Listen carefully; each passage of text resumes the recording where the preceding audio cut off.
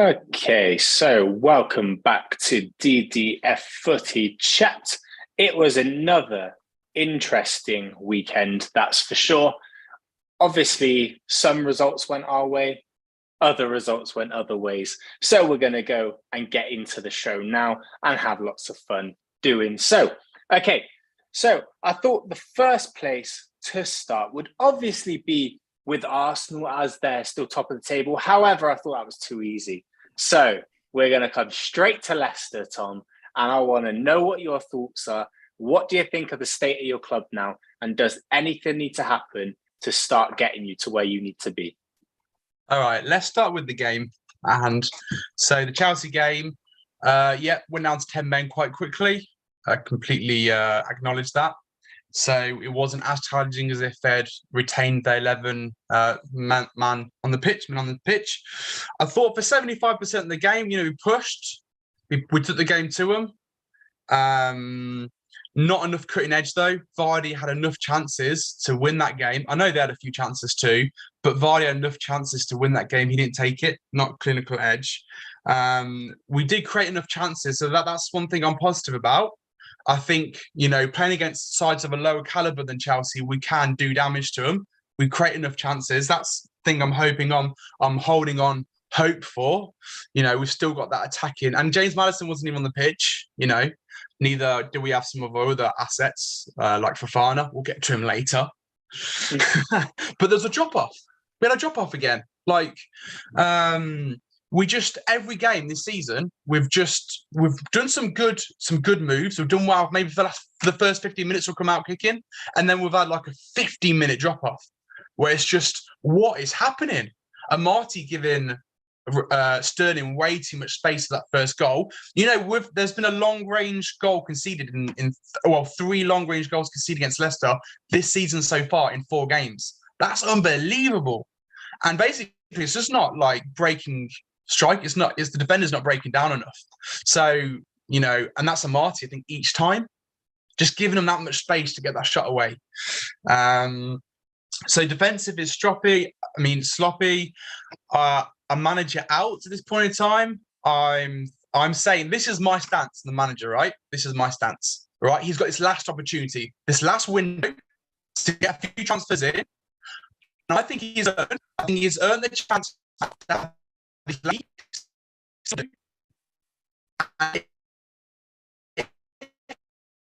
I think your connection's broken up there, Tom. You just suddenly say that last bit again, Tom.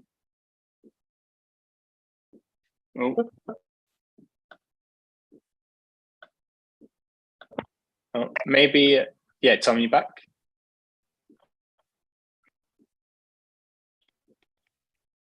Maybe just log out and then come back in, Tom. See if that will do. See if that will do anything.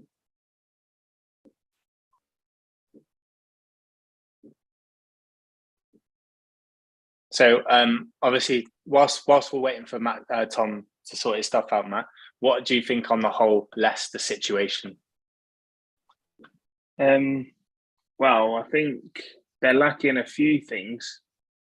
I did touch on it when Schmeichel left, but I believe that they need a better keeper in. I don't think Ward is up to it. As Tom said, they are conceding more long-range efforts. I believe that potentially could be down to the keeper, where Schmeichel would have been there to save them. And and then at the other end of the pitch with the goals, obviously not coming. I'm also in the same mindset as I was towards the end of last season when we were talking about has Vardy's time passed.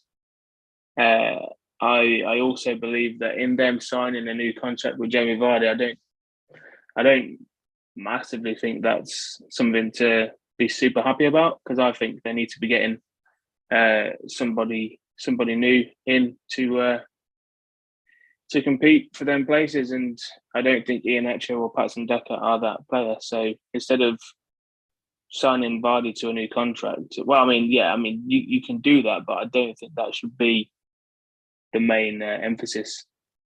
They need to stop goals going in. They need to score goals, and at this point in time, they're not doing either.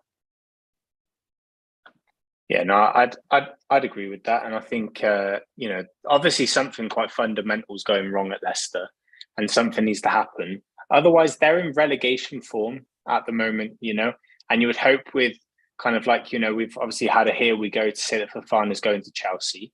You as for Leicester fans, I would assume that they would be hoping to go into the market in these last few days to get a very decent centre back. Otherwise, they're going to be relying on their current defence. And I think what this is proving is that they're just not up to it. And to be honest, they're almost championship level. The defenders are. I think something's quite substantial needs to happen in between now and Thursday. If anything, really, they've got in between now and Wednesday to do it, because obviously they play United on Thursday. And I doubt they're going to be doing any kind of transfer business on a match day. So it's going to be really, really interesting to see what happens. So where are you at with kind of like the manager situation? What are your feelings towards Brendan Rodgers? Has his course run? Yeah, I mean, I think it has. I don't think they're going to sign anybody. If whoever they sign now is going to be panic. Just whoever we can get or whoever they can get their hands on. But I've not seen Leicester linked with anybody for the whole window other than Nicolas Pepe, and he's obviously gone now to Nice. So yeah, I don't know where these signings are going to come from, and I don't think they're going to be signings. They're going to turn them into the team they want to be. As you said, at the moment, they are championship level, defensively especially. James Maddison, like I said last week, is probably the only player that has actually turned up all season. And the rest of them, they need to sort their act out. I think it's really unfortunate because you would assume with a club that's as well run as Leicester that they would have some contingency plans put in place for situations like this.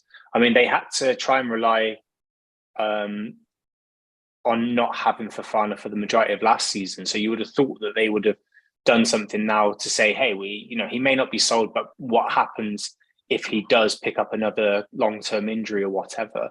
And they just don't seem to have done anything. And, they haven't really addressed their attacking issues as well. I think that they've got some good attackers there. Obviously, James Maddison and Harvey Barnes. I've always rated them really, really highly. But you can't keep relying on Jamie Vardy, and maybe Patson Daka's not up to it at the moment. So you're kind of thinking, who are they going to get? Do they potentially go in and get a striker like Ivan Toney?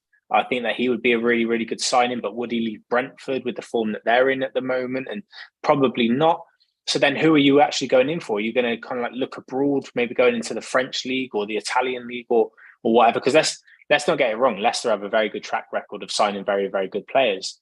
But do they have a good track record of making last-minute signings? Probably not. Obviously they rely on their scouting system and things like that.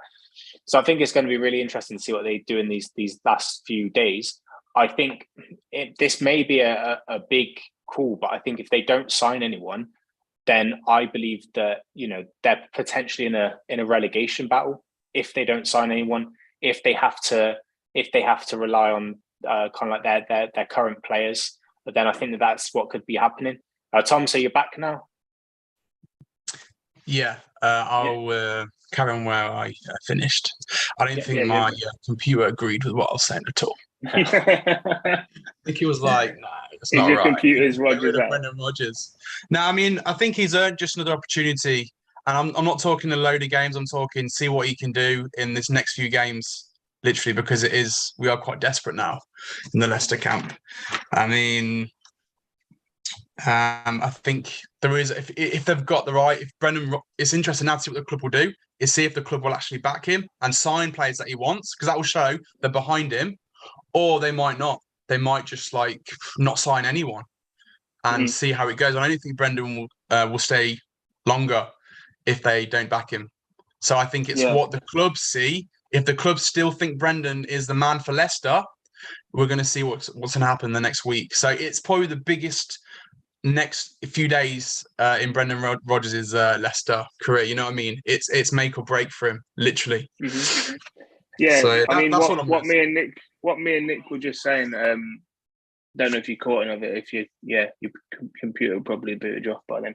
But I was just saying, at both ends of the pitch, I think obviously you're struggling with the clinical finishing to get your goals, and you're also struggling defensively. So I believe, there's a couple of signings on both sides of the pitch that you're going to need to get between now and the end of the window. I mean, I also touched on how I don't think that your keeper is a replacement for Schmeichel. I mean, you said you are conceding a lot of long shots that potentially Casper would have been able to deal with. Maybe he just needs a run of games to get him into the form that he needs to be in. But I'm just not sure about him, to be honest. What do you think? I think he made some really good saves, actually, that Chelsea game. In fact, I think he made some really good saves. In terms of, he has been lobbed a few times. I don't know how tall he is compared to Casper. Maybe that's to his positioning, but I blame the defence for that, for letting them have the time to take the shot. For myself, the striker should never have had that chance to take the shots, and that was a Marty both times. So, to be honest with you, if Fofana was in the team, he wouldn't have been so reliant on players like Marty, who are a little bit on the fringe. But we've had to make use of them at the moment, and it's, Brendan knows they're not ideal. But I mean, it is excuse in the day. Our defence isn't good enough. That's why. Okay, my second question. So obviously, as an Arsenal fan, I'm not following too much Leicester transfer news, but I haven't particularly seen you be linked with anybody as of yet, other than Nicola Pepe, who's obviously gone to Nice now. Yeah. So, I mean, from a Leicester fan perspective, do you know anyone that you're looking at the moment?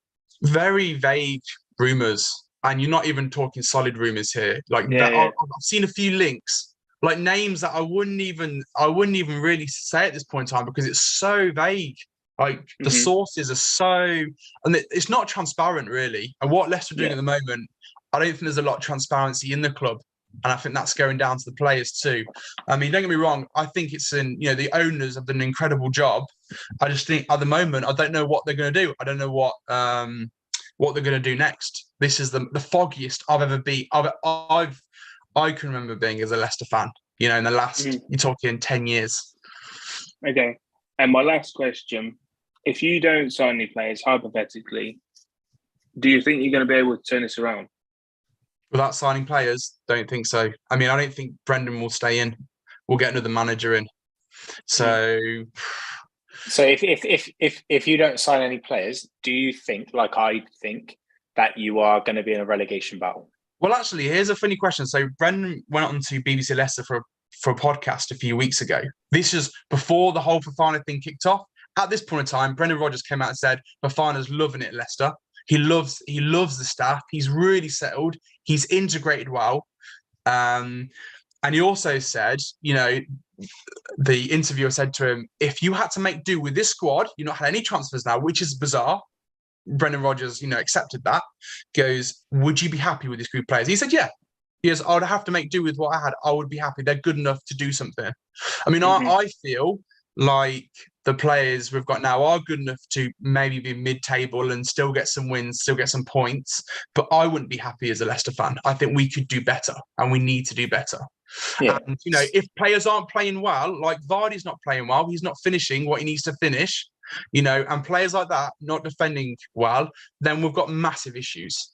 That is dependent on everyone pulling their weight and playing well, which isn't happening at the moment. I think for me, if you don't sign a decent centre back, you're in relegation. For me, maybe you won't get relegated, but I think you're going to be closer to the bottom half than you are certainly to the top half, because you can't be relying on Justin, Amati, Soyuncu, or whoever, or Johnny Evans or whatever, and then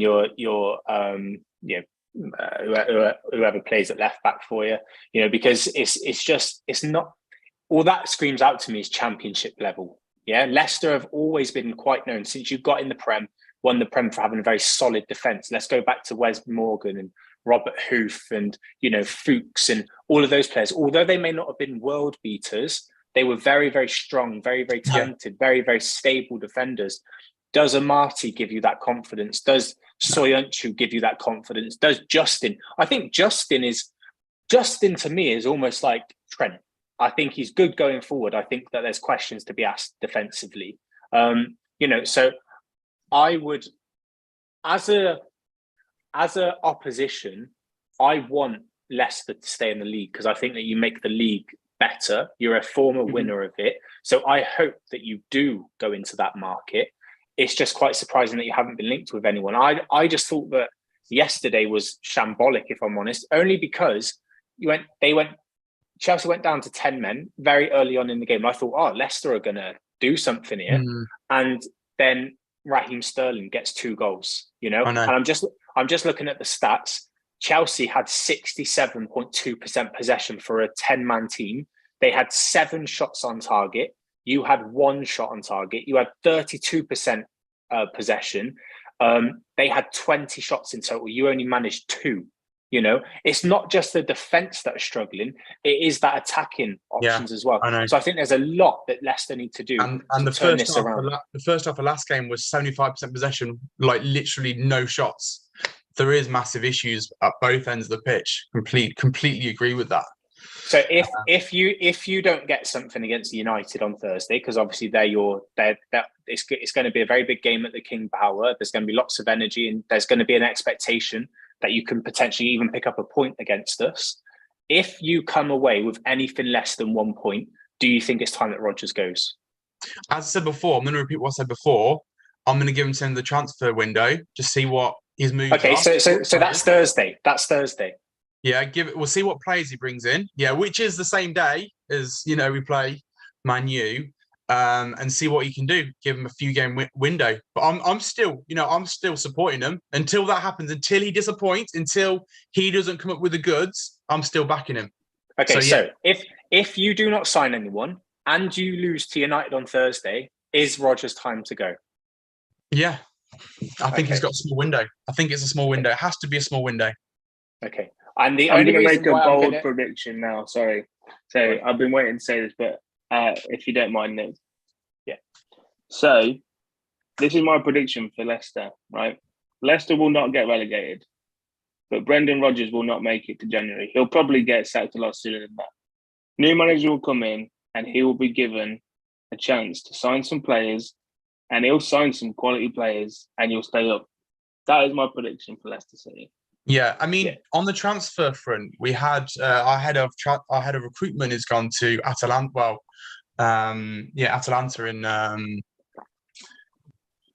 Italian league. So we haven't even got a head of recruitment. So for myself, as a Leicester fan, it's like, what is happening? It's not as clear. Things aren't quite as clear as they once were. So I'm a little bit. Not that transparency isn't there. We haven't got that direction in recruitment. Like we've had great recruitment for the last 10 years. So whatever the club's going to do, they have to do it quick, because we got to see. Hopefully, they got their eyes on the right defender, on the right winger, on even someone more forward-minded as well. And we can do something in this window. We really need it. And the change of manager may not even be a bad thing, because sometimes managers run their course. It happens to every single team.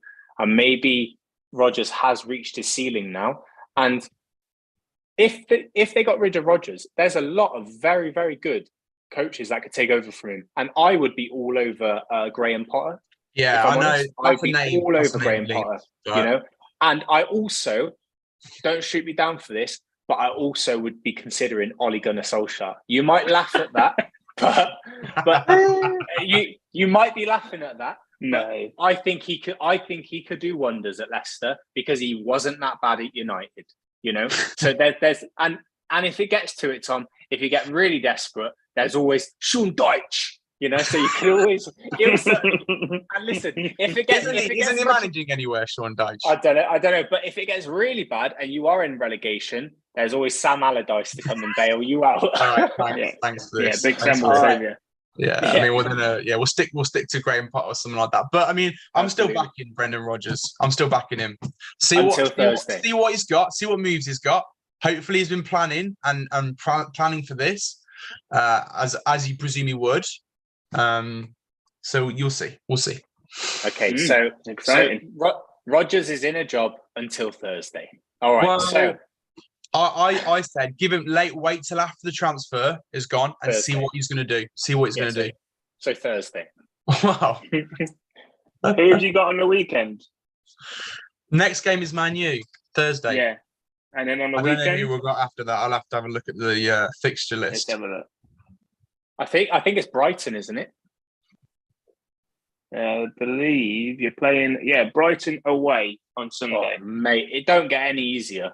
No, they're top at the moment, aren't they? Well, they're really good at the moment. That's why I'm in top form at the moment, Brighton. So you've got United, then you've got Brighton, and then you've got Aston Villa at home. So you might get a point there.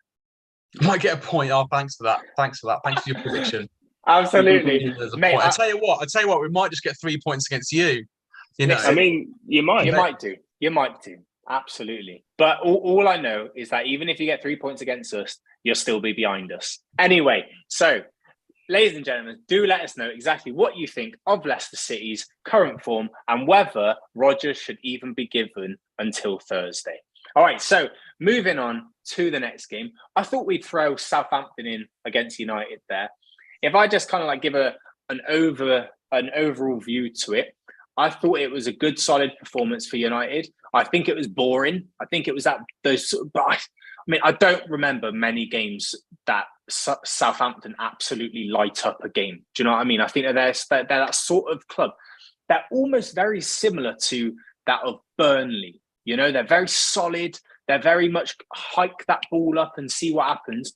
And they were trying that yesterday. But what I was so happy with was that Lisandro Martinez, he won every aerial duel that he had.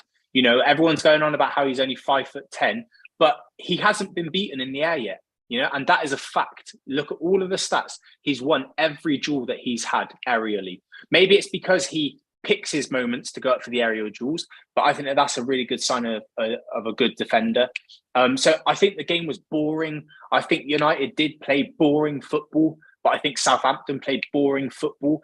But we got the win, and that's all that matters. I think it's no coincidence that Bruno Fernandes, since Ronaldo has been out of the team, has really started to show form again. You know, he got the winner yesterday. He was very, very creative yesterday and just played, I thought, very, very well. I was a little bit disappointed not to see Casemiro start, but I think that's just what needed to happen. He had only been training for 2 days, but it was good to see him come on for the last 10 minutes. I think he really, really kind of like shored us up as well. And it's great to see Lisandro Martinez and Varane as our first two in terms of our centre-backs. I think it's going to be really, really hard for Harry Maguire to get back in. And I loved it because Ten Hag, during his press conference, he says, just because you're the captain doesn't mean that you get a starting position, you know? And I think that was really, really good.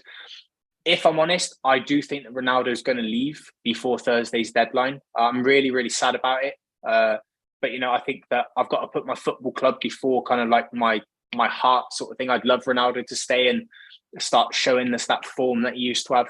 But I feel, you know, I don't want to say he's past it because I don't think he's past it. I just think United are trying to play in a way that he can't evolve and adapt with anymore. So I do think Ronaldo's going to go. And if I'm honest, I wouldn't be surprised if Maguire throws his toys out of the pram and he looks for a move away, whether it's on loan or whether it's permanent or whatever. Because I think that side that you saw yesterday is our first choice with the addition, obviously, of Casemiro. And I'll be happy with that. I mean, I don't think Alanga's first choice, but I think when Martial comes, then he certainly will be playing up front. Really interesting, though, because today we had the here we go of Anthony. You know, so we've signed Anthony now. Yes, we can. We pretty much, Matt, you know, when Fab tweets, it means no, I know, but you haven't signed him yet. Okay, all right, but I mean, we have everything that Fab says. I say that we've signed him because he's got that information. No. He did it with Casemiro. So you know, we've got Anthony, and everyone will be talking about the price tag and all of that sort of stuff, which is fair enough. But if he lives up to it, if he changes our fortunes, if he does really well on the right wing, no one will question it. You only question the price tag when the players aren't doing well. And that's why people question like Pepe and Harry Maguire and, all players like that. But Lisandro Martinez was a really hefty price tag, and no one's questioning it anymore because for the games that he's played, he's done a really, really good job. So, I'm excited about it. But yeah, the game yesterday, just a boring game. We got the 3 points. I'm happy. We've lost 2 games and won 2 games. I was expecting more than that, but I'll take where we are at the moment. It's a work in progress, and let's see what happens. See, I'm surprised you put it boring because I watched that game as well, and I've seen Southampton play a lot more boring. Like they had 17 shots against you, 5 on target, which, you know what, they were nipping at your heels the whole game.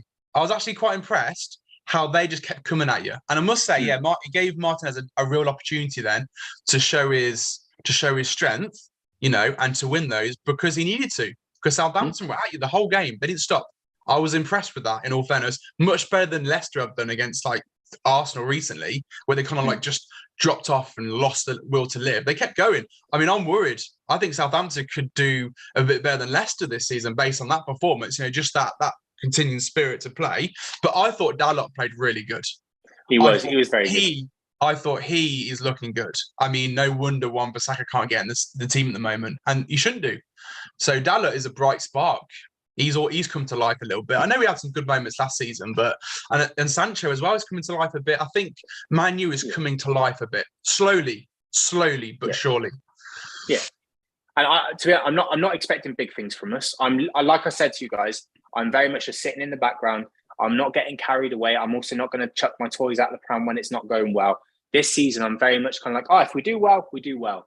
It's a massive transition period. I can already see the transition happening, leaving players like Maguire out, leaving Ronaldo out, bringing in his own players like Malacia. I'm loving him at the moment. I think he's doing very well. I'm going to be surprised if Shaw gets back in. He's made Delo into a player. I think it's all positive at the moment, but I'm not going to get carried away. We're going to have tougher tests than Southampton. I think you should be expecting big things now, though. Right. Like, I understand that at the start of this season, you weren't. Before you'd signed, Martinez came in quite late. You had him at the start of the season, didn't you? Or was it after the first game? So we got Martinez after... no, we got him at the start of the season. Yeah, you're right. Yeah. So you'd had him, but you knew you still needed, a few new pieces of the puzzle. You've now got Casemiro, who's that defensive-minded CDM, and you've got a potential striker or winger in Anthony, who costs a lot of money. Yeah. So to say I'm not expecting big things, I think is a little bit, you should be, because you spent a lot of money on this team now. No, I agree with you, but the thing with us as United fans is we've spent massive money for the last decade, and what's happened to us? Yeah, we spent big money on Paul Pogba. Look what happened to us. We spent big money on Harry Maguire. The price tag doesn't always mean the ability, if that makes sense. We're in an overinflated market. Everybody's responsible for that. So the thing for me is that I'm trying to take it easy, because if I start getting too ahead of myself, people will then start throwing it back at me to say, it's very early in the season. You've got all these new players. Whereas if I'm holding it back, people are going to be like, you need to expect more. For me, if we don't make top 4, I'll be very disappointed, because I do think that we should have enough to get there. But then I look at how Arsenal are doing. I look at how Chelsea can do. I look at what Liverpool should be able to do. Are we going to just fall short? Are we actually only going to be able to get into the Champions League if we win the Europa League? Maybe that's what I'm expecting. Maybe I am expecting that we're going to win the Europa League, or maybe if we win the Carabao Cup or whatever. That's progress to me. I think I'm really liking what Ten Hag's doing, and I don't want to put too much expectation, because if I put too much expectation, am I then going to be guilty of thinking, well, if it doesn't meet up to my standards, am I then going to be saying Ten Hag out? And I don't want to do that, because I'm liking. You need to give him at least, you need to give him his time. Yeah, absolutely. For sure. Yeah, for sure. So I think it's very, very promising. I mean, last year, teams like Southampton were the sort of games that we were losing. We lost. I think they were our second game in last year, and we lost to them. Whereas we've gone there and we've put in a pretty decent performance up against a strong Southampton side. James Ward-Prowse tends to be one of our bogey players as well, and he didn't have really much to do. I think it's no coincidence that we've picked up our points when Varane and Martinez have been in the back, But our first 2 games was Maguire. I think, unfortunately, that lack of pace goes against him. And it ain't his fault. It's not his fault that he's built the way that he is and all of that sort of stuff. But it is what it is. And yeah, Casemiro's coming in and I'm expecting a lot from him. But again, I don't want to big him up too much in case it comes back at me to say, well, actually, he was only as good as it was at Real Madrid because he had Cruz and Modric around him, if that makes sense. Yeah. But, so I think that's where I'm at the moment. It's all looking good. I don't want to get too far ahead of myself. I think it also depends on who we bring in the next few days. Obviously, Anthony looks like he's going ahead. We're bringing in the second keeper of Martin Dubravka. I don't think he's nothing to go crazy about. No, but at the same time, he's put in a lot of decent performances for Newcastle. And I remember one game that we played against Newcastle when Dubravka was in goal and we couldn't beat him. Is he better with his feet than De Gea? I think so in terms of the distribution. However, De Gea started to improve as well, which I was quite surprised about. Unless you had some really bad. I know De Gea had a really bad performance against Brentford. Yeah. But I don't believe you're bringing in Dubravka to challenge for De Gea. It's just to give you a good backup keeper for when you play cup games, your Europa League group stage games. Absolutely. I still think you need to give De Gea a rest, Sure. I still think that the plan is that Dean Henderson will come back and he will be our number 1 at some point, maybe next year, whatever. Get that Premier League experience and things like that. I thought Dean Henderson was toxic though. This is the thing, is that many people think he is toxic, but if he's a really good keeper and he deserves to have that number 1 spot. I mean, this is the problem, is that with what was happening with Solskjaer, is that he said no to Henderson going out on loan because he was going to be his number 1 keeper. And then he gets COVID and then De Gea starts to do well again. And Dean Henderson feels as though he's been lied to. Right, so I think for me, maybe Henderson isn't toxic, he's just immature. And when things haven't gone his way, he's thrown a fuss. But if actually he has a really good performance for this year for Nottingham Forest, which he has been doing so far, maybe he does come back in. Maybe he can be forgiven. I think a prime example of this is Granit Xhaka, where he was going absolutely crazy on the pitch that one time, but then he started putting the performances in and nobody even mentions it anymore. Maybe that can happen with Dean Henderson. Who knows? But let's see what happens. I'm also not giving up on hope that we're going to get Frankie de Jong. I know it's looking very, very unlikely, but I'm going to, until that window closes, I'm not going to never say never, because I know what this football club can do. I know what they can do. At the last hour, they might say, do you know what? Our fans are still turning on us. Let's give them that sign that they want. Here's those deferred wages. Here's 450 grand a week. If they do that, I might be a bit like, well, he's just coming for money, but he instantly improves our squad even further. So based on what I've been able to see at the moment, I'm going to go for, I think we're going to finish 5th, because I think that the other teams around us just have a little bit more. And if we finish higher than 5th, then I'm happy. But I'm just content with what we have at the moment. Does anybody have any more thoughts before we move on? No, I was just going to say I'm looking forward to deadline day this year. Yeah, I think it will be an exciting one, but I hate to say that I think the main news of deadline day, just like last year with us with Aubameyang, well, it was the winter window, but it was all about Aubameyang leaving. I think it will be the biggest news of deadline day is Ronaldo leaving United. Yeah, I think so. I think you're right. And if that happens, then if Ronaldo does leave, he leaves with my well wishes. He's still, to me, the greatest ever player, because I can't compare to Pele and all of that sort of stuff, because obviously I wasn't around. He's still the greatest ever player that I've ever known and watched. And I hope he does go back to someone like Sporting Lisbon, because it's where he started his career. It'll be great for him to get some more Champions League goals, and it'll be great for him to finish his career at his boyhood club. So I hope it happens for United's sake, but also for Ronaldo's sake. But I do think, Ronaldo's going to take that last bit of kind of like center stage, and it'll all be about him on deadline day. All right. Okay, cool. So guys, do let us know exactly what you think of Man United's situation. And do you think that Ronaldo is going to take center stage on deadline day and get the move that he wants? Okay, so let's move on to Arsenal. Matt, I'm sure all you can say is positives about Arsenal at the moment, but what was your thoughts on the game? Well, almost all positives. We played really well, just typical Arsenal football, nice intricate passing. We had some really good shots, and flipping Leno, he turned up against us, obviously, because we've just sold him to Fulham. And, if you've just left the club and you're playing against them, you're going to have you're going to attempt to have the game of your life, which he did. He had some, made some really good saves. So the only negative I've got to say is that, typical Arsenal, we got too, silly at the back, just like we've seen in the last few seasons. Just Gabriel just took his eye off it for 1 second, and Mitrovic stole the ball and popped it in the net. Easy as that.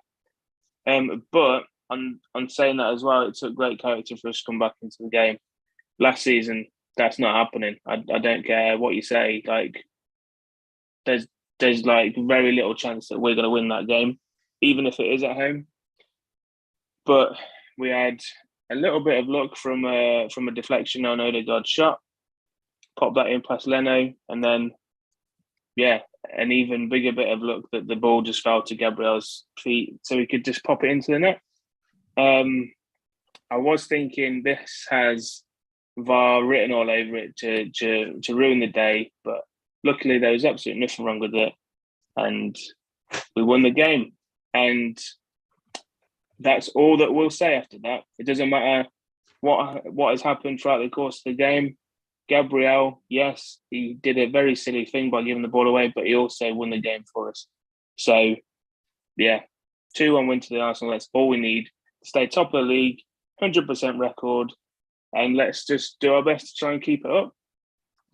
So that is a sign of a team. When a team, it was looking like you'd get that draw. It was looking like Mitrovic rained on your parade.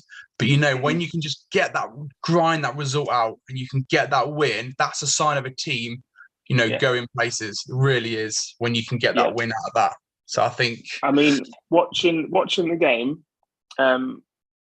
before Fulham scored, I was like, I was thinking we were going to score in the first half. We should have put a few away.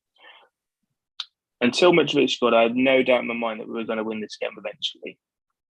And then that really put threw a spanner in the works. Now, when we had equalised, I had that same mentality. I knew there was a goal coming to win that game. I didn't know when it was going to happen, but I knew it was, and luckily it did. I just felt like there was a goal coming. We were really taking it to them. Fulham came pretty close to equalising as well just afterwards. Luckily, Ramsdale made a great save to deny that, because that would have really annoyed us. But just literally, we're taking each game as it comes. We know we have a good side now. We lost two, of our most important players before the game. Partey out, which I said on the podcast last week. We lose Partey, and it's going to be difficult. But defensively, it wasn't. Other than the mistake by Gabriel, they didn't really cause us many problems at all. Which is why we were able to take off Tierney and bring on Nketiah, because defensively they weren't doing anything to us. We knew we just had to attack. So we also lost Zinchenko. Luckily, we've got a fit Kieran Tierney who's able to just come in and do what he does.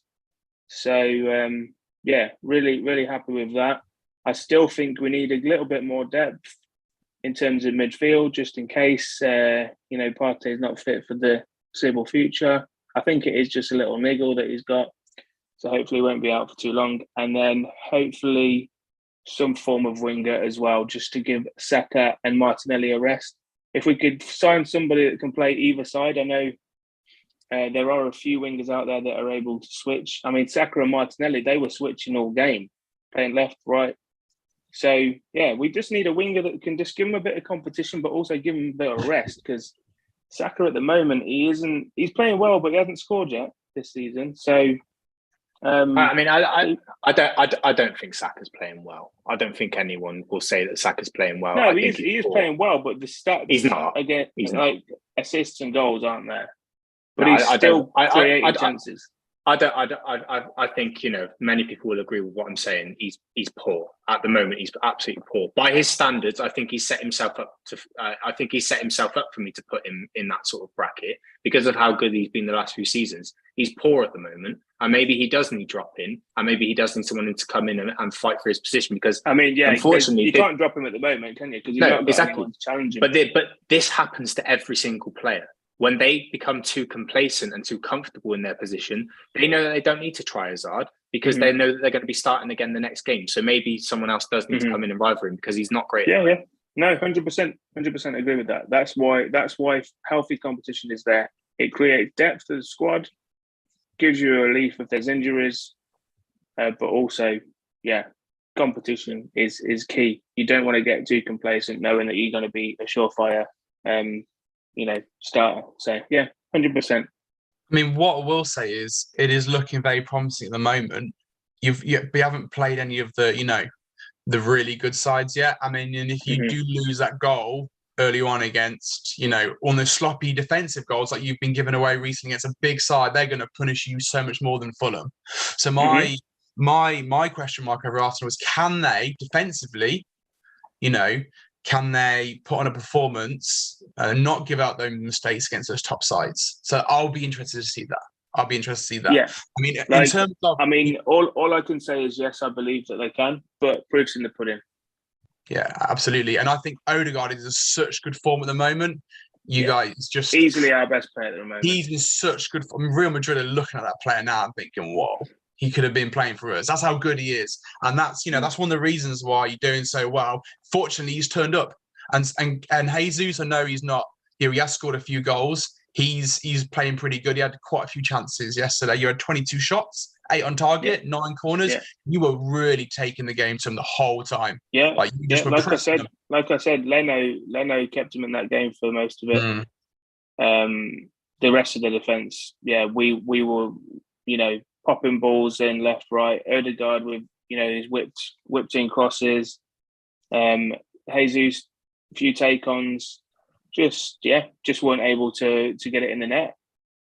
I think anyone who doesn't consider Arsenal title challengers now is foolish, and I put Arsenal fans into that. If you're going to be an Arsenal fan that literally says it's going to take every game as it comes, to me that's almost saying then you're not going to have any expectation that you should be fighting for that title, because title winners beat all of the lower ranking teams. You've done that with Bournemouth. You've done it with Fulham. You are showing title challenger form.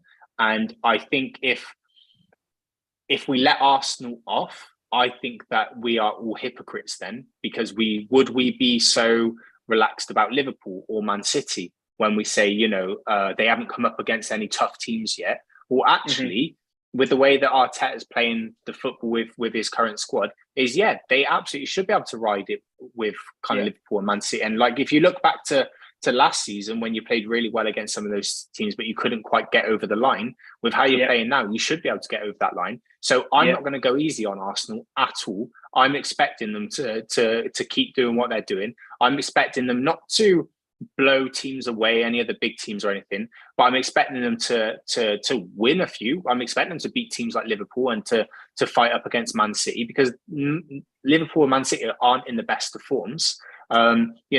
Their toughest test, I think, is going to come next Sunday against United. I think, I'm really excited about that game. I think both teams are going to go at each other. And we'll be able to see then just how far they have come. Whether you can take some points, whether you can keep that winning streak going. I think it is quite concerning about Jesus, though. I think that there was a lot of expectation put on him, and he's only scored 2 goals, and that was on the opening day of the season. I'm expecting bigger things from him. It wasn't. It was Leicester. It was Leicester, yeah. All right, fine, whatever. He's had so many chances there. Yeah, but that doesn't matter, because a goal scorer his role is to score goals. He's a multiple Premier League winner. He's got to Champions League finals. This guy, now that he's been given that starting berth in a team like Arsenal with the way that they're playing, because let's not fool ourselves. You are playing the way that Man City play. Yeah. So something needs to start happening with Jesus now. Otherwise, I think that, he could If he doesn't start putting that ball away, he could end up just being viewed like a Roberto Firmino. Like everyone makes excuses for him to say, yeah, but he links up play so well. Well, I'm sorry, if you're a number 9, your role is to score goals. And at the moment, he's only got 2 goals, you know? And you could start putting an argument out there to say that Marcus Rashford gets trashed all the time, but he's only 1 goal behind Jesus, you know?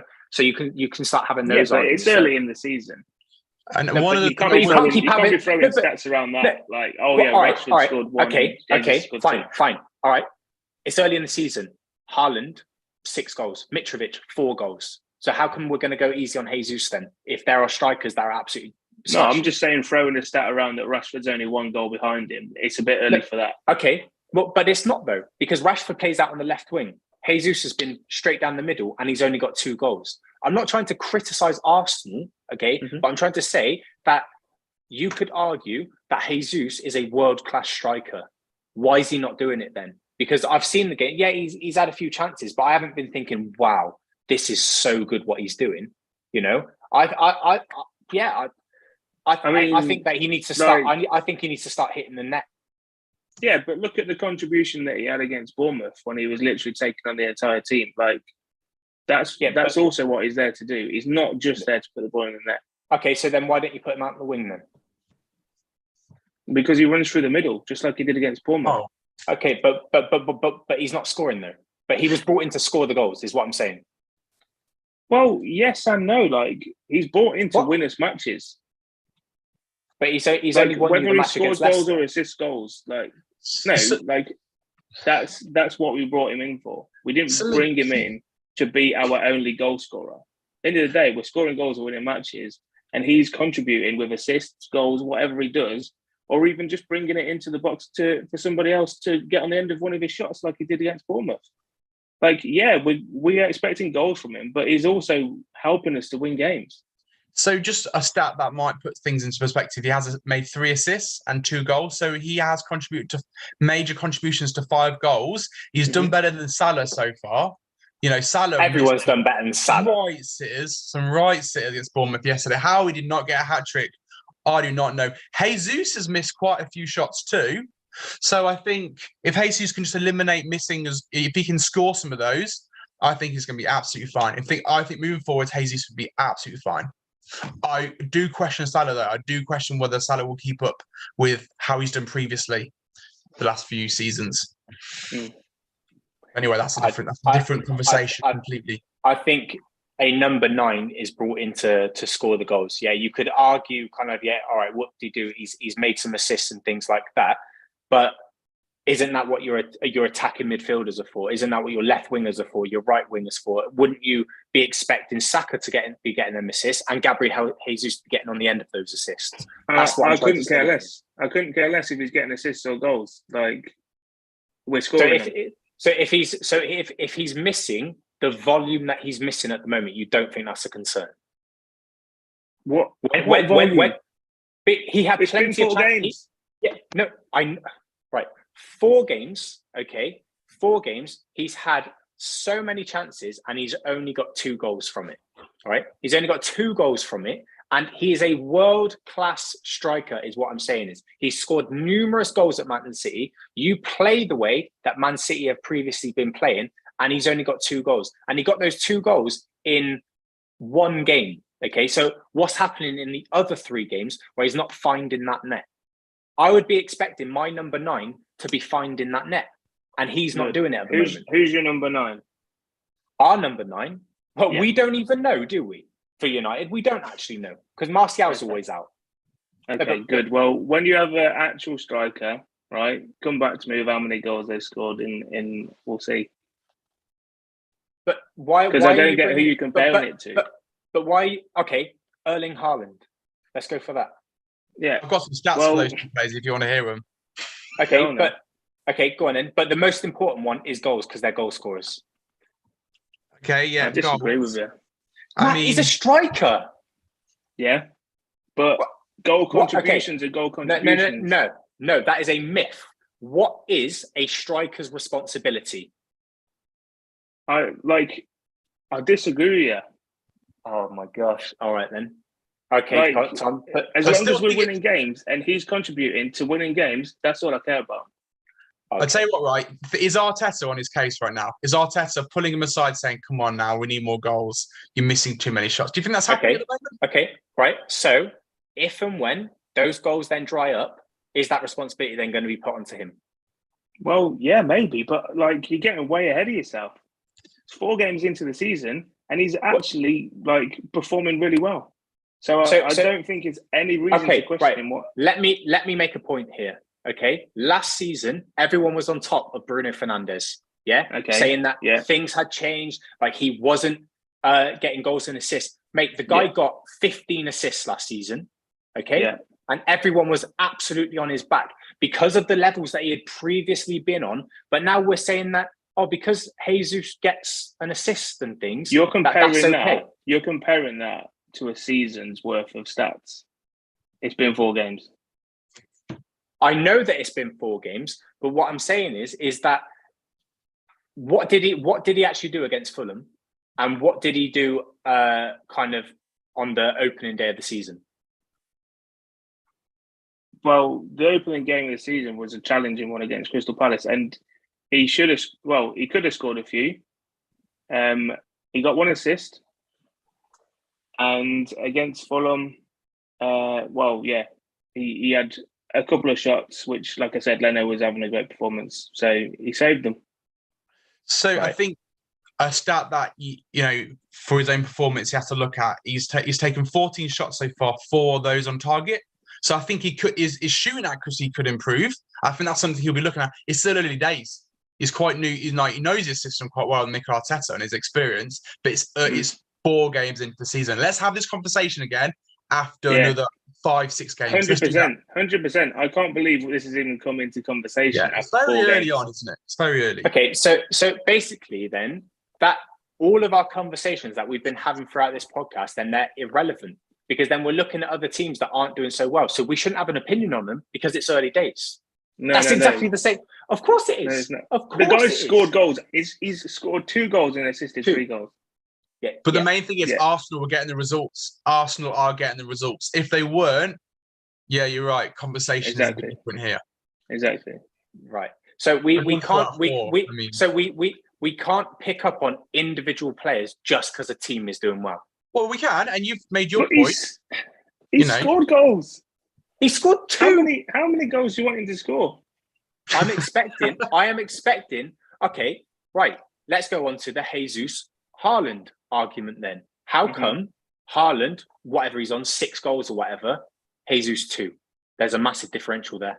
What's the excuse? The biggest difference between Haaland's had 8 and 9 on target. So the accuracy rate is a lot higher for Haaland at the moment.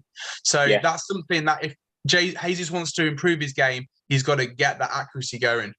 But Haaland's got assists too. Haaland's got assists too. Are different players as well. Different players. No, they're not. They are different players. They're both number 9s. They're both number 9s. But they are both good at poaching goals as well. Jesus is good at being in the right place at the right time. His positioning is quite good. And actually, they do have a few things in common. I know the way Man City playing is a little bit different to us at the moment, but the 2 players do have a few things in common. Maybe not pace. I mean, Haaland pace. But, they're both good at positioning. They're both good at being in the right place at the right time. Haaland has been Jesus has been praised for that as well. But you guys haven't answered my question of how come Haaland is banging it and getting assists, by the way, and Jesus is only getting assists then. Accuracy. He's getting way more accuracy at the moment. But they're both strikers.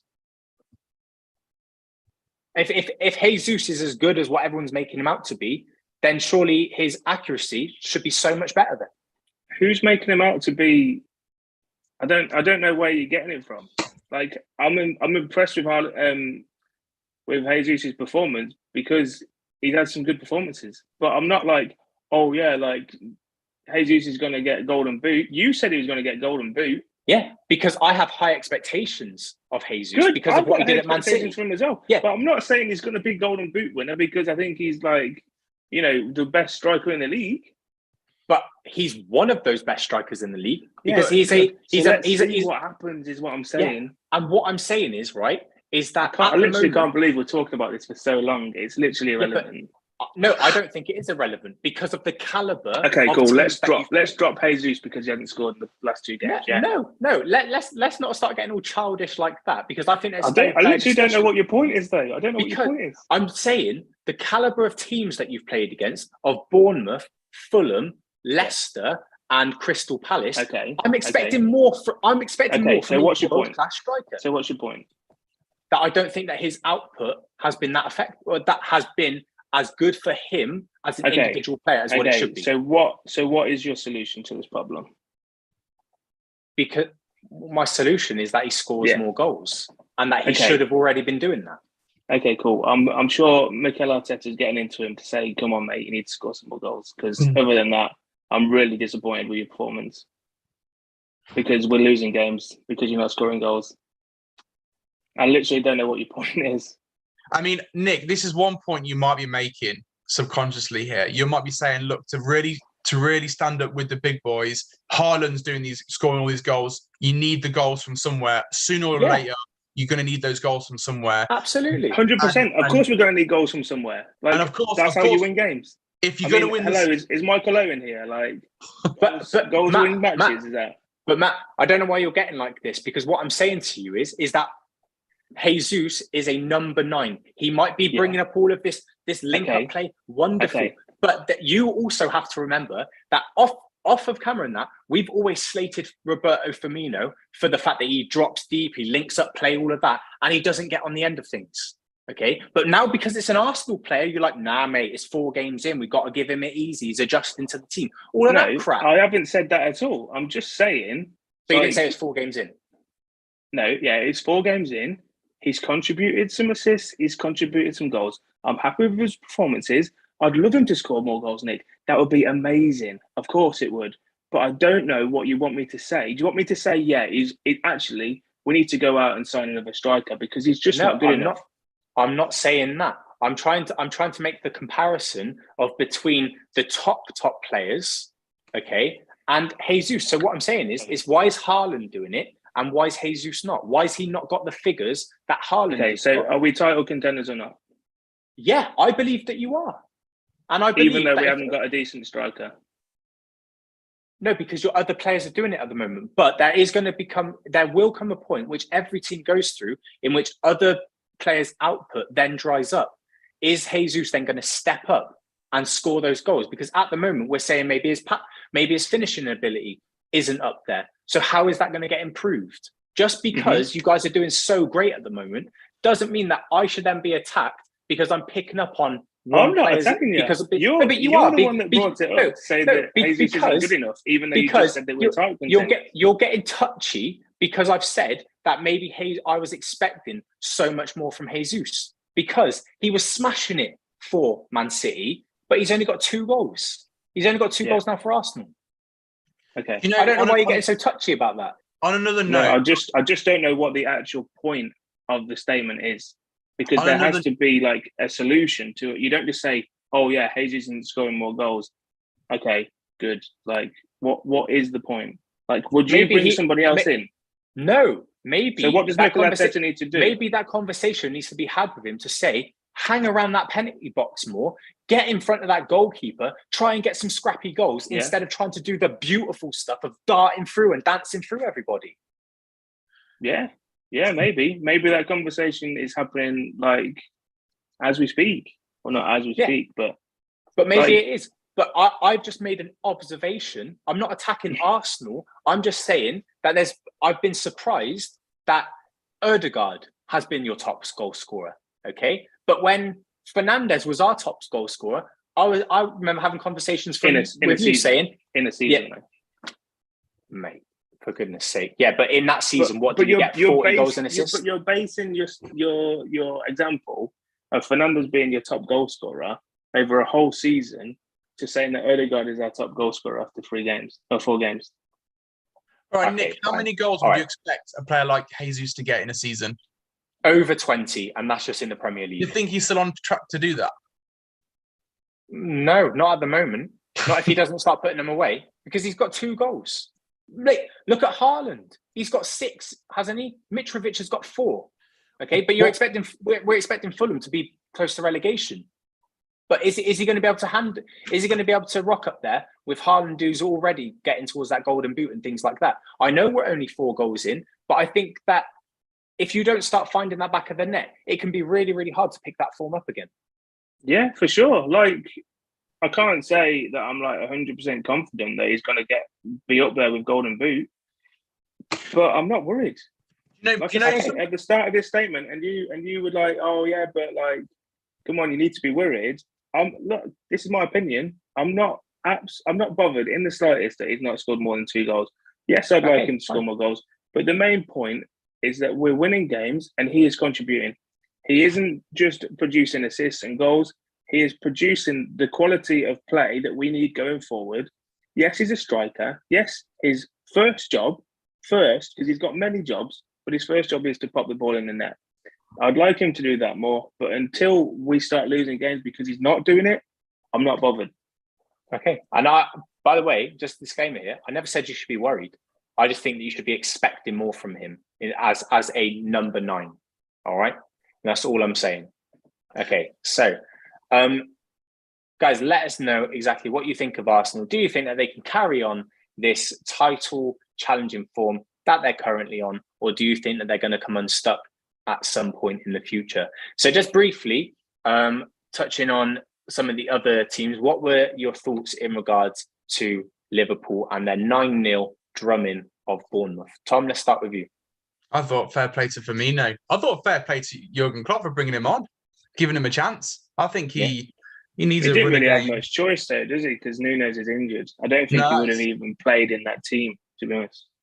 No, I mean, that is true. But I mean, I thought fair play sticking him in there and him just responding. I know Bournemouth, I don't know what they were thinking, setting up like that against Liverpool. But, I thought it wasn't the hardest game Liverpool will ever play.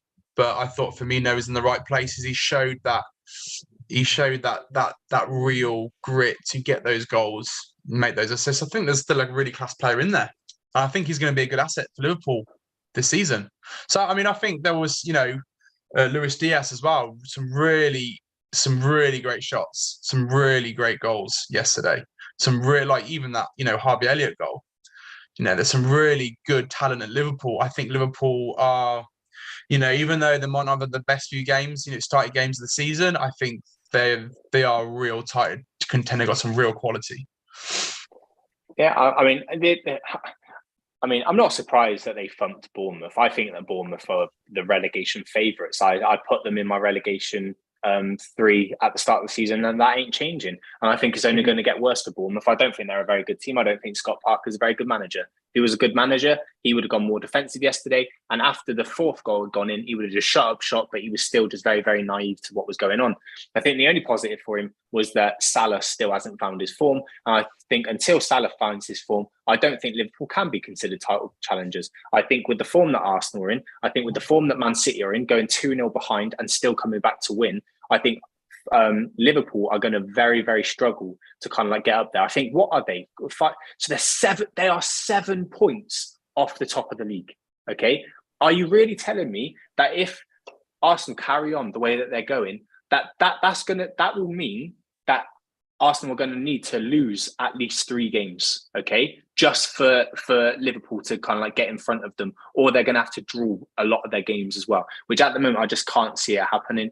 And I think that do not be fooled by that 9-0 win. I mean, a couple of seasons ago, Man United beat Southampton 9-0, and we didn't do it, and we didn't go on to do anything.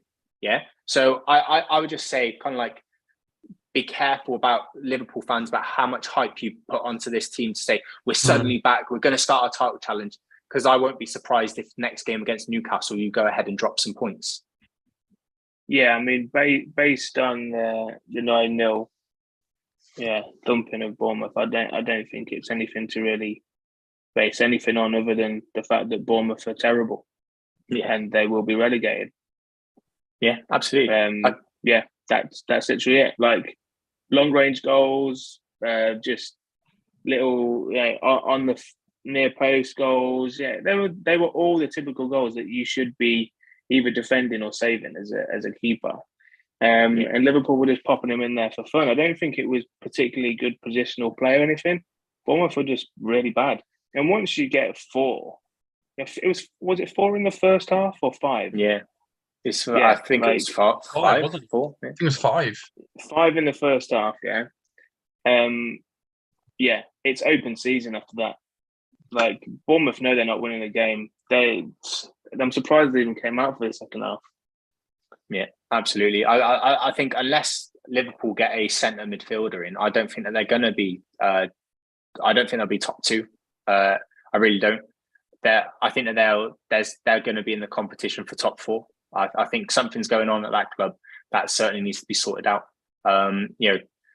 Bournemouth literally offered nothing yesterday. And I think what United have shown and what Fulham have shown is that if you go at this team, they're very, very, very, very, very vulnerable.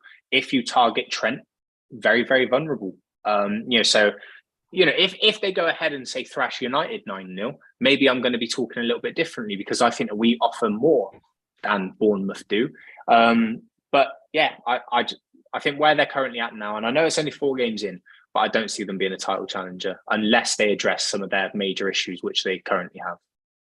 Yeah, I just don't know how long their players are supposed to be out midfield wise, because I mean, once they've got their starting 3, you'd say they're a bit more solid, but like until that happens, yeah, really, really worrying times because I just think people are going to exploit that midfield. Like, you talk about 9-0 against Bournemouth, I could see like Man City putting 9-0 9 in against Liverpool at this rate. Yeah, I just think Bournemouth just played into their hands. They made Liverpool look good. Yeah, I don't think they are. Yeah, absolutely. Okay, so then going on to the other game, which was Man City. What do we think of that? Yeah, I mean, I can't lie. I was after Crystal Palace went 2-0 up. I was thinking, yeah, like defensively, I think they'll just be able to shut up shop here. But Man City came out in that second half and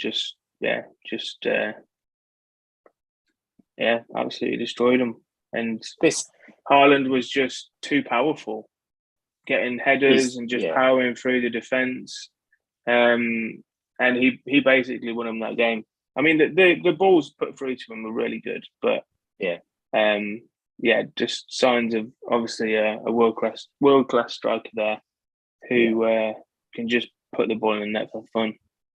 Yeah, I mean, I hate Haaland, but I love him at the same time. I think he's just such a good player. I think that Man City have got that missing piece that they've needed, but I also think Man City are very fortunate to have Bernardo Silva. I think that so much comes through him. He's such a cracking player. And for Man City's sake, I would hope that their fans would hope that they keep hold of him, because I do think that they lose a lot if they lose him. But Haaland, to get a hat-trick against Crystal Palace, who are very defensively sound, massive. And the guy is so quick. For such a massive man, he is so fast. And, I think that he's just absolutely smashing it. And, I still think that, it's going to be quite tough for Man City over the league, over the course of the league, because I think that there's a lot more. I think there's a lot stronger teams now. I think obviously United have gotten stronger. Chelsea should have gotten stronger. Liverpool aren't strong, but Arsenal certainly are stronger, and Tottenham as well. I don't think anyone could be writing Tottenham off either. So I think there's going to be a lot more competition, and I certainly cannot see the winners of the Premier League going anywhere near that 100-point mark. I think that all teams are going to take points off of each other. But I think it was great to see, well, not great for me as a United fan, to see Man City ripping it up yesterday. But that's the sign of winners as well, is the ability to come back from 2-0 down to go on and smash them 4-2. Yeah. Okay, so just going into kind of like our final thoughts. So in regards to our flops and our not flops of the weekend. So Tom, coming to you first. Who's your manager flop and player flop of the weekend? So I think Scott Parker has to be the manager flop. In terms of manager of the week, it's quite tricky. because you could say Pep made some good decisions. At half time they came back and then made that win. You could say Arteta brought Nketiah on. I thought the game kind of livened up when Nketiah came on, and you could say that energy led to them winning. Jurgen Klopp is obviously the obvious one, winning 9-0, but I mean, it is Bournemouth. So I mean, I'm going to give it to Pep this week. I thought bringing 4 goals back, 2 goals down, he's got it. He's got what you need, what a team like that needs to do that, make those strategic changes. So yeah. Yeah, so Pep gets your manager of the weekend. Yeah. So who's your player of the weekend? Okay, player of the weekend. I know you're saying it's just Bournemouth.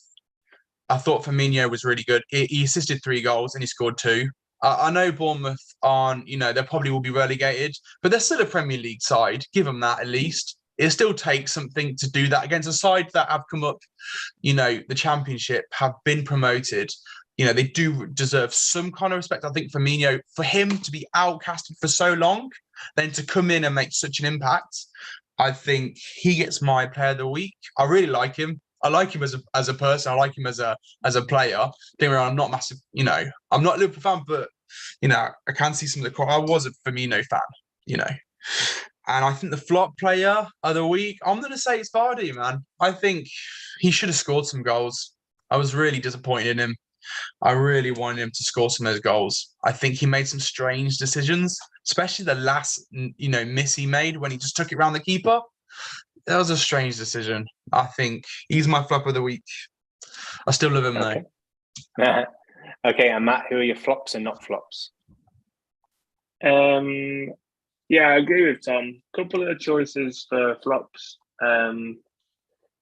Obviously, a 9-0 loss is never good as a manager, but I'm going to put Brendan Rodgers as a flop this week because Leicester struggled to do anything against 10 men for most of the game. And I'll stick with Brendan on that one. And then, what is it now? Manager or flop player? Yeah, manager. Manager of the week, I'm going to give to... Pep. I would say either Pep or Arteta, just because of the mentality it takes to go down and still win the game. They were both at home, so you got a crowd on the side. So I'll go with Pep on this case because they were 2-0 down and we were only 1-0 down. Okay, and what about your players? I'll go with Haaland for player of the week because, like I said, he pretty much won Man City that game with his just pure class, winning mentality. And flop of the week, I did think Vardy as well. I saw, he did have a few chances, and I'm really not very confident in him as a goal scorer at the moment. I also wanted a mention for Richarlison. I don't know. I know he got an assist, but I don't know if you saw his antics during the game. But he attempted to do some keepy uppies because he thinks he's super cool, and then he got completely taken out, and it was just hilarious to watch. So just thought I'd throw that out there as well. But I'll go because he did actually get an assist. I'll go with Vardy as the flop. Yeah. Okay. So my flop manager, I think it's really easy to go for Scott Parker, but I'm going to save it for someone else. I think Steven Gerrard. I think it's his time to go. He hasn't won a game yet. I think that there was a lot of kind of expectation put on him, especially by Liverpool fans were saying that he was basically going to be the next manager after Klopp. And I think that he's shown that he's a worse manager than Frank Lampard. So I'm not going to be surprised if he's the first manager to be sacked. And I think he should be. Arsenal next at the Emirates. Yeah, absolutely. Well, it'll be a perfect time for him to turn it around and get something out. I hope he does. But I think that currently, he's certainly my flop. And in terms of my player flop, I've got to go for that Tavares, who was the Bournemouth goalkeeper. I think that there was a lot of shots that he definitely should have saved. And to let 9 past you, I think you have to be considered a flop keeper. He wasn't very good yesterday. I think he let in some easy goals that a Premier League keeper should be saving all day long. Maybe, 5 of those goals he shouldn't be able to save, but 4 of them definitely he should have been able to save. And then to my player and my manager, I'm going to go for Haaland, just because I think to score a hat-trick against Crystal Palace is a massive achievement. And in terms of my manager, I'll probably have to go for I'm going to go for Antonio Conte. I think he's such a good manager, and to get a 2-0 win against Nottingham Forest, which I think is a really tough job to a tough result to get. I just think that he played really, really sound today. Played some good attacking football, defensively sound, and so I'm going to go for Conte. I think controversial question. Controversial question. Would you prefer him at Man U to Ten Hag? I think in terms of the immediacy that he could have turned things around, probably, yeah. But in terms of the long-term ambition and things, I would take Ten Hag, because Antonio Conte, historically, he doesn't stay at clubs very long. Yeah. But that's not because he's forced out. He just almost gets bored and thinks, I can't take him any further. I'm going to go somewhere else. So I'm going to go back to Italy, win a bit of silverware, and then I'll move on again. So I think for an immediate impact, probably, I think he would have whipped a lot of our players into shape, and he probably would have exposed the club a little bit more. But in terms of that long-term ambition, I think Ten Hag's the right man. And I know that's a very politically driven answer that I've just given, but that's my story and I'm going to stick to it. Okay, so I'd prefer Ten Hag as well. I mean, I know that Conte is he's won, titles. Obviously, Ten Hag as well, League. Champions League. But Conte is just a loose cannon. I don't trust him at times. He's just a little bit too on the verge of mentally insane for me to have him, be the manager of a football club. So. No, but we'll see.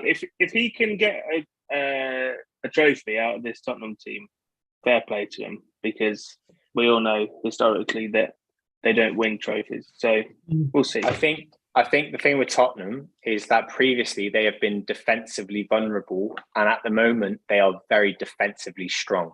And he's turned players like that Emerson Royale into a really good right back. He's getting Perisic going as well. Dyer's doing really, really well. And so, I think that and then obviously he's got Harry Kane putting the goals in. I think he needs to get a little bit more out of Heung-min Son. I think that he's going off the track a little bit. If he can get Son firing as well, I think Tottenham are going to be a real force. And if United don't win the league, Tottenham are the team that I want to win, like I've said previously. Because I don't know any. That's just to spite me. No, it's absolutely not. Tottenham, I don't know any Tottenham fans. I don't think the Tottenham they'll all come out of the cracks when they win the league, I guarantee. They certainly would. And it's probably to spite you as well, because I know how depressed you'll be seeing Tottenham win the league before Arsenal have done recently. I will kill myself. So, please don't do that. Okay, so that is the end of the show. Just to end on that note, do let us know exactly what you thought of the Premier League weekend. Let us know your comments below, and also some of your predictions for the upcoming midweek games. And we will see you guys same time next week. See ya.